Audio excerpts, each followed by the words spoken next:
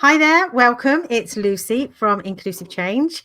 I'm here from Inclusive Change at Work, actually, our community interest company, and we are talking about the digital wellbeing conference, the Castle conference, where we are going to be talking all about digital wellbeing for young people. It's happening in April in Bristol, the 25th of April. We're at Lee Court near Bristol. If you're interested in tickets, they are just £9 and they are still available if you are listening to this before the 25th of April. However, over the past couple of weeks, I've been talking to our key speakers and people who are going to be involved in the event. Now, today, I've got with me Adam Bolas. Adam, hi, how you doing? Hey, yeah, not bad, you? Great, absolutely great today.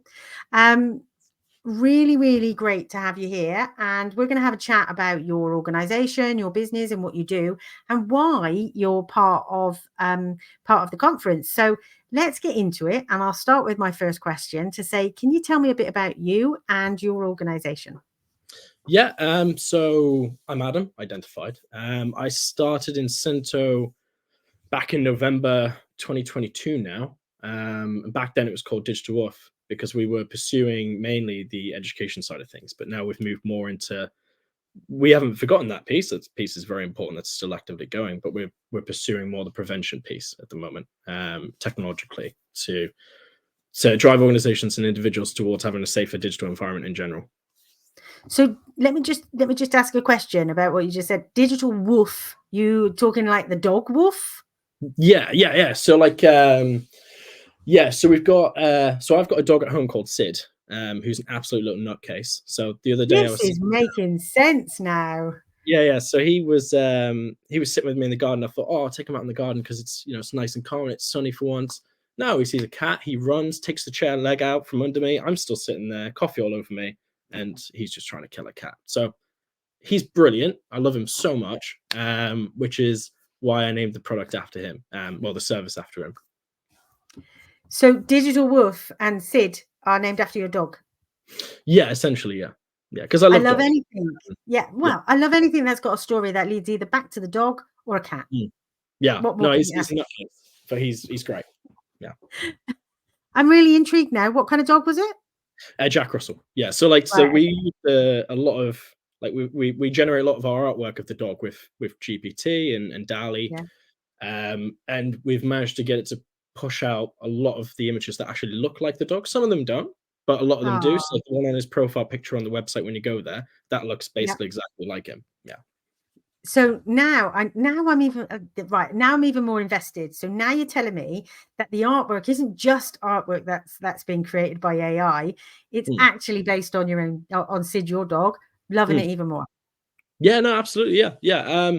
It's just, he's a great poser. Don't get me wrong. If you hold the camera near him, he's like, oh yeah, I'll just pause here and I'll just wait because he knows. But my mum's Jack Russell group in Facebook is going nuts. But right, I'm going to bring you back now. Huh? I'm going to bring you back now because otherwise we will go down a rabbit hole of dogs and cats on the internet. So we're not going down that hole. Okay. Yeah. I want to come back to your company then. So we've got it typed on the screen. Incinto.ai. Yes. What does that do? Okay. Tell me what it does in layman's terms. Yes. So Incinto, should I start with the problem? You can start with the problem. If that's the easiest place to start with, go for it. Yeah, so every parent who set up parents controls or every organization that has some sort of blocking facility knows that new websites and platforms crop up all the time. Those lists can go out of date very, very quickly. And in the moment of time, the child or someone who's vulnerable can access some content where someone's on that's going to cause problems or the content itself is harmful to the individual. Very different circumstances. So what we've done is we've built a tool that implements itself into the network, but can also scan content at scale. And essentially the AI scans the web page and goes, yes or no, it's safe or not. And it looks for 21 different reasonings, whether it's terror content, discrimination, violence, sex abuse, drugs. It looks at all those different potential problems that it's identifying and then classifies it accordingly. In the moment, it will then block the platform from being accessed to that person. Say it's a kid in a library in secondary school. And then the kid can't access it. So you get rid of the whole problem of having a disparate list that's out of date. And at the same time, you can identify and classify the different types of content that your kids are seeing like in real time, which is very, very important. So it's really it's quite an AI generated or a piece of tech that goes behind this. Yeah, it's like having instead of having a door with a lock on it that someone's going to pick the lock and open the door, it's like having a security guard on the other end of the door. So when there's websites trying to come in through the door, they can't get past the security guard. The security guard can always go, that's not good. You're not allowed in. Kind of like a Oh, bouncer. brilliant. Yeah. So what kinds of people or what kinds of organizations would find this beneficial and use it? Yeah, so we've been having some really interesting conversations with the likes of PwC and a lot of secondary schools and the justice sector and the police, and obviously your lovely selves. And we found that organizations to safeguarding, whether it's well-being for staff in a workplace or understanding if someone's abusing another colleague at work, to children's safety in school and at homes as well. We found that they've all valued it quite well. So now we're going into a case where we finished the development yesterday, which is and now we're going to be running our live trials to see how this thing fares. We've done a lot of internal testing and it's produced some brilliant results. We've got a overall 90% accuracy rate on scanning content and pushing out the results, and it's also going quite quick. We've had challenges in AI where it can be a bit slow at points, but then we've had to either kind of hack it a little bit to speed it up, or the more it's used, suddenly the more it goes faster. I think it's just more of a case like a car revving its engine. Okay. Which has been interesting, but we've been learning a lot out of how this technology has been working. But we're just happy that it finally is at a point now where I comfortably can put my name on it and go to a school and go, we can implement this and do it, and it will actually protect the kids.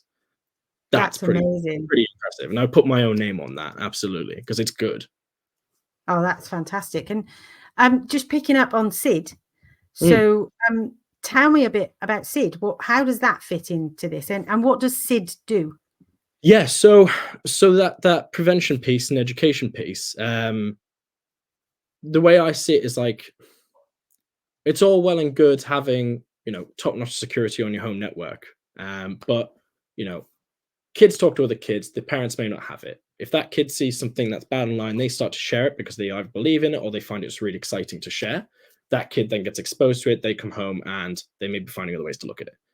I think it's good for the parents and the children themselves to be able to have a conversation with an AI like SID, where they can turn around and go, right, my friend shared something with me, and it includes, I don't know, a kid being beaten up, and they've made it into a racial thing on TikTok, right?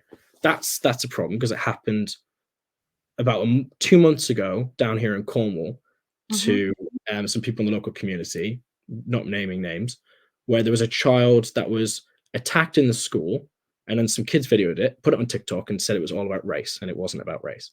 That's then caused problems for that kid for the rest of his life, and also the other kid as well that was the victim. So the way I see it is good for families, good for charities, good for anyone to have the ability to ask a question of something that is completely unbiased, to go, this is how you can handle it, and this is where you can get support, whether it's the NSPCC, if it's Childline, anything like that, to go and get help and support in the moment. It's instant, it's quick, you don't have to sign up, there's no subscriptions, you just use it.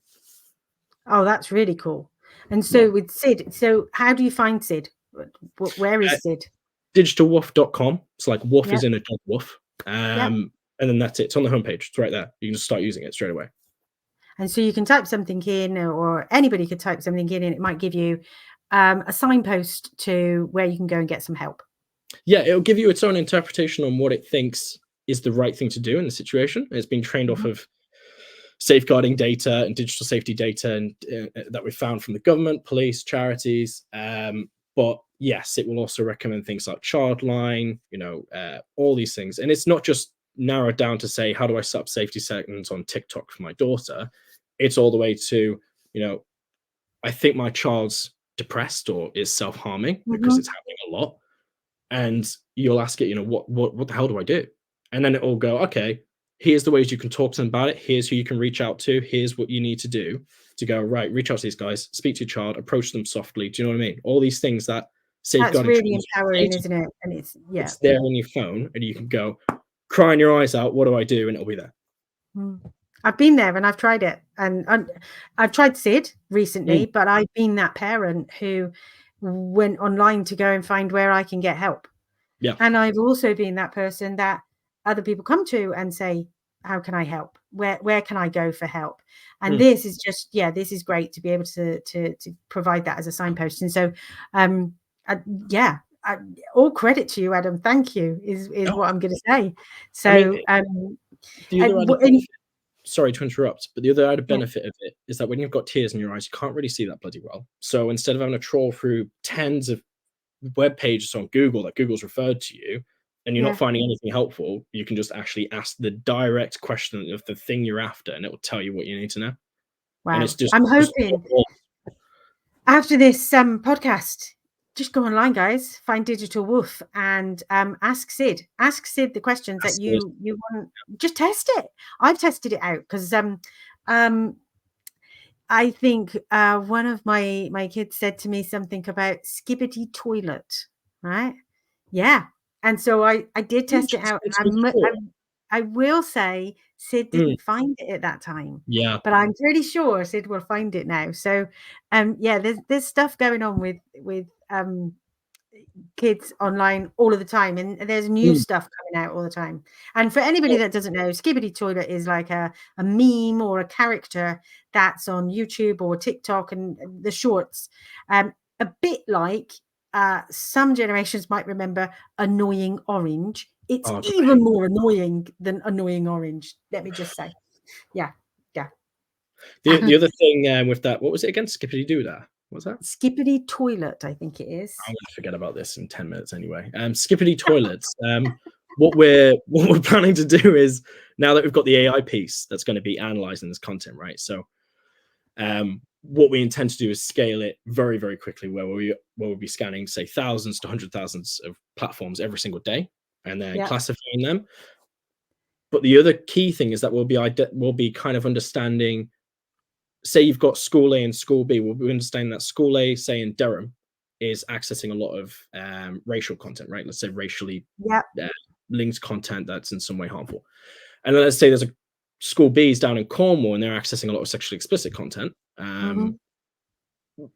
We can identify the differences in terms of, okay, site A is receiving a lot of a problem around this, so we can assign safeguarding, we can help with education and stuff and prevention. Same with site B, but it's much more tailored to a different problem. But with that, we'll be feeding a lot of the information like skippity toilet into Sid, so then that way Sid will know what a skippity toilet is, and then he'll be able to help you with it. So so the idea is to have this connected system that's operating very loosely, that anyone can use very quickly. Amazing. Right, I'm going to bring us back to the conference now, Adam. Okay, so you're going to be exhibiting at the Castle Conference, and we are really, really excited to have you there and have you're going to be able to talk to so many people about this, about Sid and Incinto and Digital Woof. But why is it important for you to come to the conference? Yes, so when I went to the first one back last year, up in it's Chesterley Street, wasn't it? Chesterley Street, yeah. Chesterley Street. And it was my home as well. It's where I was born. I just never really got to live there much because we moved to Cornwall at a very young age. But it was nice to be around. But the really, really, I'd say, like the amazing thing really was coming into a room with a bunch of people that genuinely care, but they're doing lots of different bloody things. So you've got people that are looking after kids because of something happened at home, domestic abuse. You've got people that are trying to solve a problem with kids because of suicide. You've got people trying to solve problems with kids because and also vulnerable adults where there's something happening online. But there was no one in the room, and it was really refreshing, that was just after money. No, like it was everyone was after the same thing, which was to do the right thing and help people that genuinely need the help, and to stop the bellends from pursuing them and hurting them online and in the real world as well.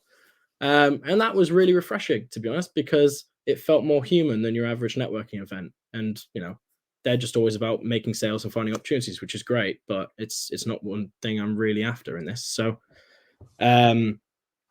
it was good, and I got to meet a lot of different people with a lot of different stories that were heartbreaking but also inspiring.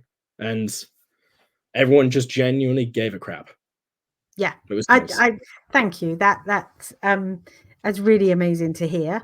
We're bringing the same speakers, so I'll be speaking. I speak from a personal point of view, but also when I talk about neurodiversity and the additional vulnerabilities of people who are neurodivergent online. I don't know if that's something that you have a thought about or consider. Oh, being neurodivergent online. Yeah. I mean, I can go down a rabbit hole on this one, so I'll keep it very brief. So when I was at the last conference, I mentioned when I was sitting there on the panel with some excellent people, by the way, if you're going to the conference, chat to them. And I was talking about how I kind of, in the past, have subjected myself to getting addicted to Instagram or getting addicted to TikTok to understand what happens, and also to understand how the algorithm works on a human level of what it displays to you for what periods of time. And it was fascinating. My new addiction is X. I'm just obsessed with X. Oh, what? Different people. Everyone likes different things. Yeah.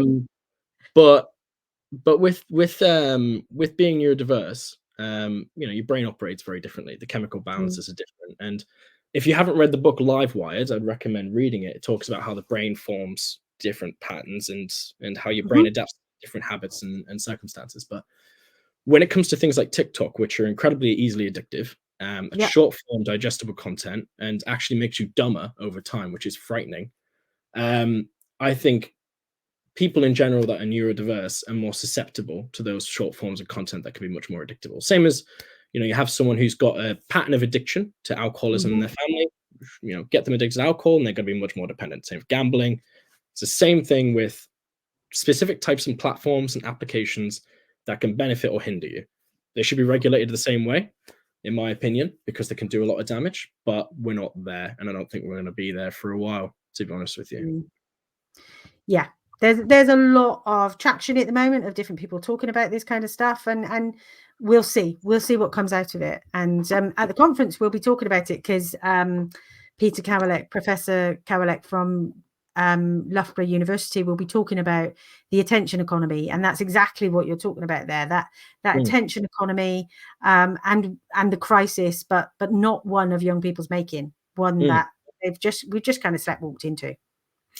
Yeah, and I don't think it's all to blame on the companies either. I mean, they know what they're doing and they're bloody good at it, but I think there's a part to blame in ourselves there for allowing kids to go on those platforms in the first instance. I mean, when I was a kid, I'd be at my old chunky Windows 98 computer, which I adored to bits. It never worked properly, which is part of the package. It's Microsoft, but I was on my computer a lot, whether it was, I wasn't allowed Facebook until it was a bit later, but when I got it, and I experienced a lot of the dark sides of it, and there's also some positives, but it's easy to let, your kids slip into that thing of going on an iPad, going on a phone, especially when you've got strollers coming out with iPad slots on them. You are kidding me. No, seriously, yeah, no, I can't remember the name of the brand, but if you type in tell you what, you said, type in stroller with an iPad slot on it, and it'll probably find you the name or a link. If it doesn't, don't come after me. But it'll probably find you it, if not Google it. And oh my goodness. Yeah. So it's like if your little 3-year-old's in a stroller, you can be, oh, there's the iPad, crack on. And the amount of damage that will do to a developing brain, especially, things like minor things that we don't think of, like blue light, right? It's really damaging to your iris. If you expose a child to that constantly for hours on end every single day, what are we doing? Going to get damaged eyes. So I turned off blue light on my phone, my laptop, my tablet, because my eyes are actually more relaxed. I can feel them strain when the blue light comes on. So I was like, I'm not doing that anymore. And you are a geek. You're a techie, but you're warning against these things. You are saying, actually, this isn't good for us. Yeah, and I don't think we should wait for lawmakers to flick a magic switch where things won't change anyway, because they'll just change the way they do things in a way that suits them, that complies with the law, but achieves the same output, which is money at any cost. And I don't think people should wait. I think people should be very pissed off, and people should be putting that anger into something positive, which is helping people, learning and supporting your families and supporting your local area and your friends. Simple. I don't think we should be waiting. Well, I'm going to say I did ask Sid. You might want to ask Sid and find out what Sid said. Why would Just Sid? saying. Oh, okay, fine. Yeah, tell me afterwards. Tell me if it was really I'll bad. tell you later what Sid said. I'm nervous. Now everybody's listening and watching. They're like, right, I need to go and ask Sid. That's one way of getting them on there. No, if it works, it works. Kudos. Okay, right. So, okay, my next question then. I mean, we've probably alluded to some of this, but what are you hearing and seeing? What's happening? Is it really all that bad? When we're talking about digital well-being, we're talking about mental health. Is it really all that bad, or are we, are we making a mountain out of a molehill here? See, it's interesting because you're going to have an audience watching this that's going to be very novice to this situation and very, very, very bright and understanding of the situation and all the different components to it. I'd say from a novice's point of view, which is the general public, yeah, it's way, way, way fucking worse than you think. And if you're an expert, you know just how bad this is. I was because I've got neurodiversity stuff, and I was up till like 4 a.m. Just got really kind of restless, and I thought, I'll go on TikTok to see what kind of crap's going on. And I was just flicking through, and then I got to this live stream of this. She looked about 12, 13. She was talking about school, so she's definitely a school teacher, right? School. Yeah. I was on there for about a minute and a half watching this live stream, and I thought the entire time, what the bloody hell are you doing? Like, really, what are you doing? But she was having strangers, and they could be anywhere in the world, saying she looked ugly and, calling her a slut. She's a child. She's a kid. And, belittling her, insulting her and stuff. And some of them asking her genuine questions about what's going on at school, which there lies a concern, because why are you asking a little girl who's in school what's going on in her school online? Go back to the days of MSN, you'd be like, right, block that person. But these days, perfectly natural for a little kid to expose themselves to the world online without any training or understanding of what they're doing. This thing has so much power that it puts in your pocket. It's just abused and neglected because people just do not understand. I couldn't stick it after about a minute and a half. But that little girl being exposed and abused like that, and her genuinely getting very upset and angry at 4 a.m. when she should be asleep for school the next day, is just the tip of the iceberg of the problem. You've got kids that are being targeted through Snapchat for fake concert tickets, where they get the information from the kid. Then the gang has another person contact the child another way through a game they're playing, because they've put down some information. A simple question of, do you play Roblox or do you play Fortnite? And they'll go like, we'll give you £5 for that. Kid gets a £5 coupon. Great, fantastic. But what they don't know is that they've just opened the door to another predator to find them on 1 or 2 platforms. They go on there.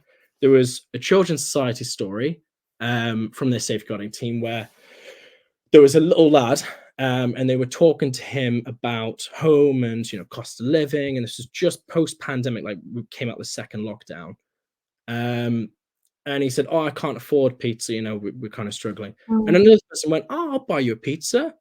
What's your address?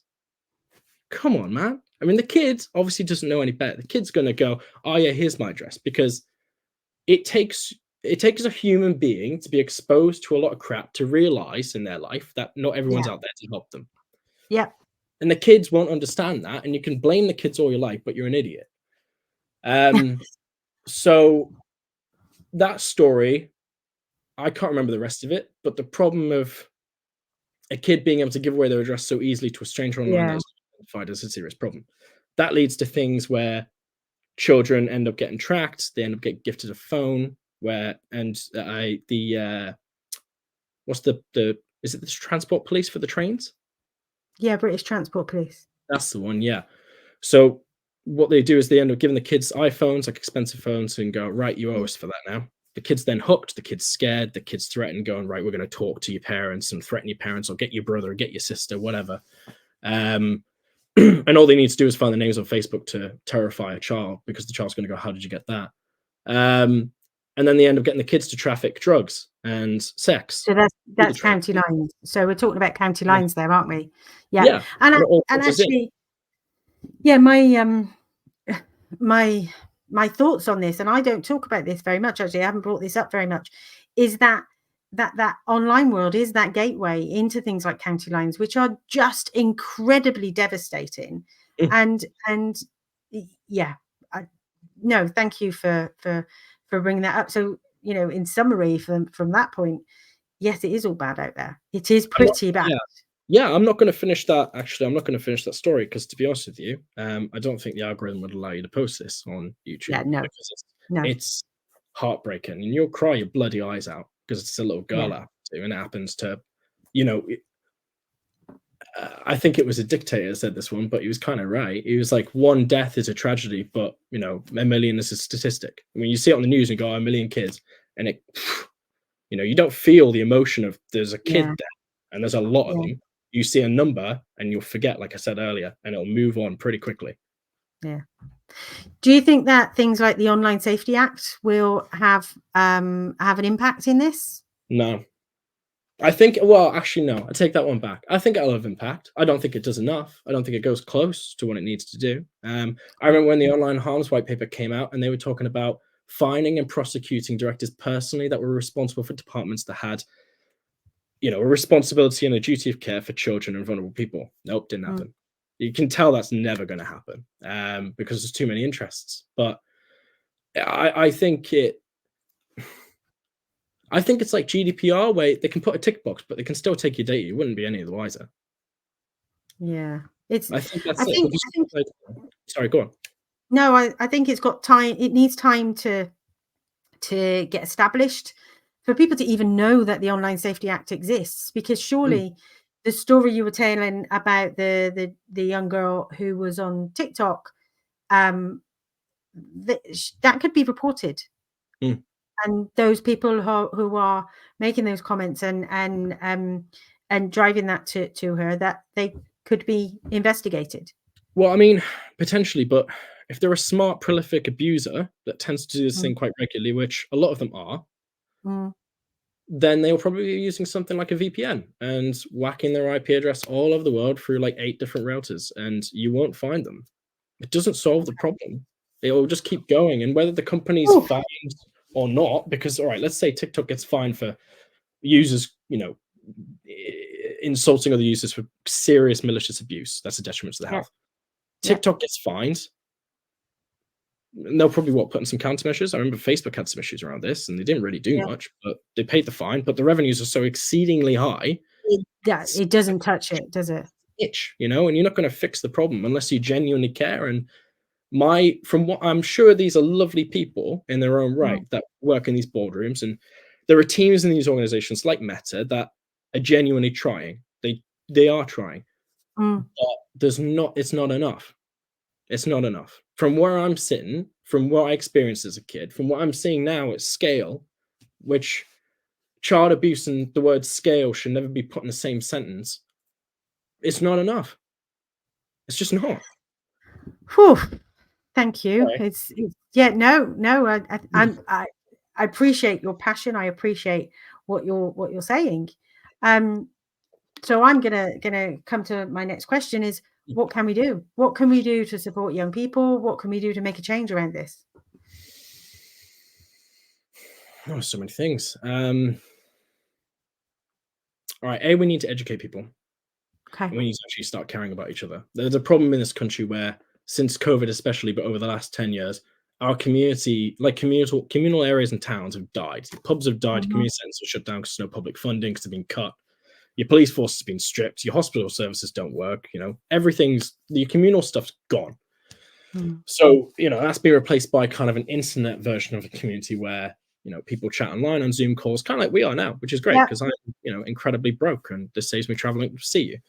yeah, But when people aren't meeting in town and sharing their very different experiences in their own lives with each other and having those conversations and emotively connecting with each other, as you know, humans all over the world do, and humans historically have done, you have a serious problem where people can't learn from each other, people can't trust each other, people feel anxious and scared of each other because it's like, an example would be, you know, when you get, you say you have a dog in your house and you get a puppy or a cat, if you're a mhm, cat person. And when you bring it in, the best thing to do is to have that pup generally in another room, and then the dogs get to sniff out each other's scent. And when they get used to each other, you release them together and they start playing and stuff like that. If you release them straight away to each other, they'll be vicious, they'll be anxious, they'll be scared, and there may be a little bit of biting going on. Right now, we're kind of doing it societally with kids and young people and adults as well, because when you take them out of the equation, they lose that practice where there's no scent understanding. There's no, I've met you long enough to trust you. It's all online. I can't trust you. I don't know who you are. Mm-hmm. Which stops people from, and it's generally people who care a lot that are scared to say something online because they'll get abuse. So when I put a post out from the podcast I did with Alice Violet Creative, oh, she's going to hate me for forgetting the name. Oh my God, I'm so sorry, Alice. Cyber Made Human. That's the one. Thank you. Saved by you. When I put a video out on TikTok from that podcast, this, I don't know who it was, some guy said something really rude and inappropriate and quite nasty. And I just thought, well, you're a bit of a dick. Deleted his comment and went on my life. I can brush off, it's fine, because you can call me whatever you like under the sun, but a lot of people can't, because it's not human. You know, we're not designed for that. And I think that's a serious problem with technology where, and I think now we've kind of took the genie out of the bottle with AI, where tech's going to evolve so fast, it ain't going to be human anymore. Like, you know, you won't be having those community environments where people can be human. I think we're getting so attached and obsessed with it that we're losing our humanity, which is genuinely giving a crap about each other. I hope not. I hope we can bring that back, and I hope that is something that we can work on, and that, you know, that element of community, that is something that's coming through as a theme from everybody I've spoken to, is that this is a community challenge, a community problem, and it can be solved by communities, but we have to work hard at it. And like I think we will kind of, we'll either adapt to this, kind of like, you know, after COVID we adapted by putting on a face mask and, you know, distancing a little bit, but pendulums tend to swing, and when it swings too far one way, it comes back. And I think this, you know, this event, you know, in the castle at the end of the month and other events that are popping up is perfect examples of how pendulum is starting to swing back, and people are starting to get really, really annoyed, which they should be. Yeah. And I think that what I'm seeing and what I'm hearing is there are good people out there who don't want the bad things to happen, and as a result, them coming together actually can create that, you know, that critical mass. We can engage more people and hopefully come up with some strategies and come up with some things that will make a difference at policy, at higher level, and at grassroots as well. It's I find it really fascinating that your company is an AI company, but your vision and your thoughts about artificial intelligence is actually, it's making us less human, and I get a sense that you don't really like that, but you want to use AI for good rather than AI for money making or efficiencies, that kind of thing. I think I mean, in a perfect world, my company wouldn't exist, right? Because the whole point is to prevent harm and help people from being susceptible to harm. So in a perfect world, my work shouldn't happen. And that would be great, to be honest. I'd love to be fishing on a boat and not have to deal with any of this, but here we are. So with that, yes, you're right. I don't like it. The thing about AI in particular, I think we're in a very dangerous place socially in how we're perceiving it at this moment in time. Not just because of its technological leaps and advances, which are amazing, and, you know, the people that are working on it generally very conscientious of what they're building, and they're also doing it for the right reasons. That's why they're there. They want to help the world, which is amazing. But these biases that humans tend to have, whether you're, you know, far or slight right, far and slight left, or, you know, whichever way you go, I think those biases that we're not recognizing in ourselves, but others can, kind of like an echo chamber, is incredibly dangerous when it comes to teaching an entity that by itself has its own intelligence and can make decisions to an extent. Depends on what version and what product you're looking at, because there's loads of different AIs, thousands of them, and there's ones in labs that we're not going to see for 10 years that can do extraordinary things that you'd be terrified about if you saw them. But let's not go there, Adam. Let's not go there. I think the biases in technology like AI, where it steers, say, a child towards a decision about their digital safety, which comes back to SID, a bias in that can be incredibly dangerous. Because let's say I built a very far right version of SID, and I called it DID. And someone went on to DID and went, this person at school said I was a racist because of X, Y, Z. It could then come out with something really bloody bad. Or let's say I've created mid for far left people, and there was a similar question. Come out with something incredibly bad that can hurt someone in real life.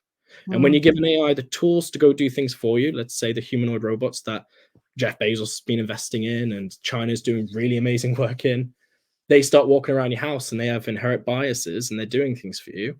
It just makes me think of Will Smith and iRobot. But that's down the future. It's a problem to address now and take note of, because if we don't, it will just come back and bite us later. Don't even get me started about the films, all right? Minority Report, Terminator, iRobot. I'm there, right? I've never seen Minority Report, ever. Never seen it. Oh, go and watch it, all right? Find it on streaming somewhere. But he's just overrated, in my opinion. Just watch it. Watch it now. And just when you consider that it was made decades ago. And it's like 1984, the book, isn't it? That's all kind of ringing true, which is interesting. Yeah, and I will say Samantha Morton, I think she's the actress in Minority Report. She is phenomenal. Okay, so just watch it. I will watch it. I'll speak to the conference about. Guess what I watched? Yes, please. Right then. Okay, we're going to wrap up. All right. Yes. I want to thank you. I want to thank you for being open and honest and passionate, and talking about some of those really difficult things, because actually they can make us feel really uncomfortable, and it can make us think about what we're doing and how we're doing things. And thank you is what I will say there. So to wrap up, how can people find SID or Incinto? Where can they find you? Yeah, so if you want to learn about the prevention tech that we're building, head to Incinto.ai, which you'll see down the bottom here. Yeah, kind of there. And and if you want to find SID, you can go to Digital Woof, spelled WOOF.com, and you'll find SID on the homepage. No sign up. Don't give us your email. You can if you want to. It's weekly, but you can just go ahead and use it. SID is brilliant, actually. You can ask it about privacy. You can ask it about data. There's a whole load of questions you can ask. You can what? I can teach you how to make pancakes as well. Oh, well, what more can we ask for? Yes. Brilliant. Right. Brilliant. I'm going to wrap up. Thank you, Adam. We've been talking about the Castle Conference and digital wellbeing for young people. We will be at Lee Court in Bristol on the 25th of April, 2024. If you're listening to us after that, we're not there. So you'll have to find us at another space. If you'd like tickets, if you'd like to find out more, then visit our website, which is ICAW-CIC.com. I'm going to say that again, ICAW-CIC.com. I have found that sometimes the spell checker will change that to different words. So if you need to, just look up Inclusive Change and you will find us somewhere. Alternatively, look for Digital Safety. Digital Safety are our partners. So look for ds-cic.com and you will find us somewhere on the internet. We would love to see you at the conference. Adam, I can't wait to see you at the end of April. Really looking forward to seeing you at the conference. No, I was just going to say on the spell checking point, Google does sometimes correct digital wolf to digital wood, and I don't think anyone wants to see that. So just type in the domain. We don't want that either. Yeah, don't go to that route. That was good. Cool. Sorry, I just got right. me. We're going to say goodbye for now. Thank you for listening, and check out our other podcasts. We're on Spotify now. We're on YouTube. We're on our website. We're all over the place. Thanks very much.